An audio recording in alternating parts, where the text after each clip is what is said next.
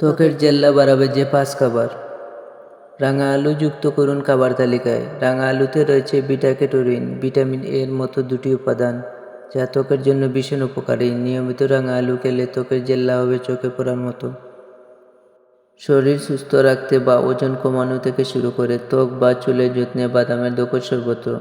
কাঠবাদাম, আখরোট, চিয়া বীজ, তিসির বীজ প্রত্যেকটা খাবারে রয়েছে খনিজ উপাদান, ভিটামিন, ফ্যাটি অ্যাসিডের মতো খাদ্যগুণ। ত্বকের জেল্লা বাড়াতে এসব উপাদানের জুড়ি মেলাবার। মাছে ভাতে বাঙালি বলা হলেও অনেকে রোজ মাছ খেতে পছন্দ করেন না। মাছ যে শুধু শরীরের ভেতরকার যত্নে খাবেন তা নয়, সঙ্গে ত্বকের যত্নে মাছের জুড়ি নেই। মাছে থাকা ওমেগা-3 ফ্যাটি অ্যাসিডে ত্বকের আর্দ্রতা বজায় রাখে।